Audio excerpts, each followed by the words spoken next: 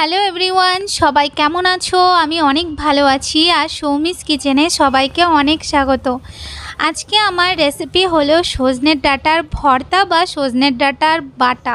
তো যারা সজনের ডাঁটা খেতে পছন্দ করে না একদমই, তারাও কিন্তু এই ভর্তা বা বাটা খেতে দিলে তারা বুঝতেই পারবে না যে তারা সজনের ডাঁটা খাচ্ছে। তো চলুন দেখে নিই এই ভর্তা বা বাটা করার জন্য কি লাগছে। তো প্রথমে আমি এখানে নিয়ে নেব সজনের ডাঁটা, আর যেই ডাঁটাগুলো একটু মোটা মোটা সাইজের, মানে যেগুলোর ভেতরে আঁশ আছে, যেগুলো একটু বুড়ো বুড়ো হয়ে গেছে, সেই সজনের ডাঁটাগুলোকে একটু নিয়ে নিতে হবে। এরপর আমি ডাঁটাগুলোকে এইভাবে একটু টুকরো টুকরো করে কেটে নেব। আর এই সময় আপনারা আমার চ্যানেলে নতুন হয়ে থাকলে তাহলে প্লিজ আমার চ্যানেলকে সাবস্ক্রাইব করে দেবেন। আর আমার রেসিপি আপনাদের ভালো লাগলে অবশ্যই লাইক কমেন্ট করতে ভুলবেন না। তো দেখুন, এখানে সজনের ডাঁটাগুলো কাটা হয়ে গেলে আমি ডাঁটাগুলোকে ধুয়ে নিয়ে এরপর আমি এখানে গ্যাসের উপরে একটা প্যানের মধ্যে জল বসিয়ে তার মধ্যে আমি ডাঁটাগুলোকে দিয়ে এরপর আমি ডাঁটাগুলোকে সেদ্ধ করে নেব। তো এখানে 5 থেকে 7 মিনিটের মধ্যেই ডাঁটাগুলো সেদ্ধ হয়ে গেছে। এরপর আমি ডাঁটাগুলোর থেকে জল ঝরিয়ে ডাঁটাগুলোকে একটু ঠান্ডা হতে দেব। আর ততক্ষণ আমি এখানে গ্যাসের উপরে তাওয়া বসিয়ে দিয়ে তার মধ্যে 5-6টা কাঁচা লঙ্কা আর 5-6টার মতন রসুনের কোয়া দিয়ে সেগুলোকে আমি ভালো করে একটু ফ্রাই করে আমি তুলে রাখবো। আর এই দিকে দেখুন ডাঁটাগুলো ঠান্ডা হয়ে গেছে। ডাঁটাগুলো ঠান্ডা হয়ে গেলে এরপর আমি ডাঁটাগুলোর থেকে এইভাবে একটা চামচের সাহায্যে শাঁসগুলোকে বার করে নেব।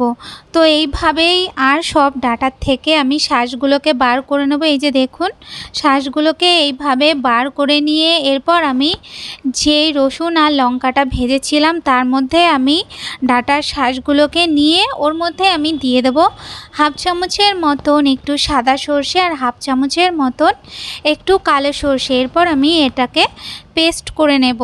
আর এই দিকে আমি গ্যাসের উপরে একটা প্যান বসিয়ে দিয়েছি, তার মধ্যে আমি দিয়ে দেব একটু তেল।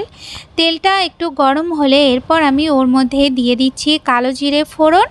আর আমি এখানে 3-4টের মতন শুকনো লঙ্কা ফোড়নে দিয়ে একটু নাড়িয়ে চাড়িয়ে নিয়ে এরপর আমি ওর মধ্যে দিয়ে দেব পেঁয়াজ কুচি।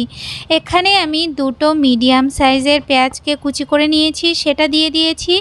পেঁয়াজটা দিয়ে এরপর আমি পেঁয়াজটাকে ভালো করে একটু ভেজে নেব। এখানে নরম হওয়া পর্যন্ত পেঁয়াজটাকে ভালো করে একটু ভেজে নিতে হবে। তো এই যে দেখুন, এখানে পেঁয়াজটা নরম হয়ে এসছে। এই সময় আমি ওর মধ্যে সজনের ডাঁটার শাঁসের যে পেস্টটা আমি তৈরি করেছিলাম সেটা আমি দিয়ে এরপর আমি ওর মধ্যে দিয়ে দেব পরিমাণ মতন একটু লবণ, পরিমাণ মতন একটু হলুদ, আর এখানে আমি দিয়ে দিচ্ছি একটু লঙ্কার গুঁড়ো।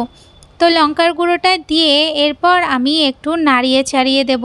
এই যে সজনের ডাঁটার ভর্তা বা বাটা অনেকেরই হয়তো জানা, আবার অনেকেরই হয়তো জানা নেই। একবার আপনারা এই ভর্তাটা ট্রাই করবেন, খেতে কিন্তু খুব ভালো লাগে। আর একদম বোঝাই যায় না যে এটা সজনের ডাঁটার ভর্তা। তো যাই হোক, এখানে দেখুন আমি জলটা কাটা অবধি আমি ভালো করে একটু এটাকে নাড়িয়ে নিচ্ছি যাতে এরকম অবস্থায় চলে আসে। যখন এরকম অবস্থায় চলে আসবে তখন ভাববেন যে আমাদের সজনের ডাঁটার ভর্তাটা কিন্তু খাওয়ার জন্য একদম রেডি।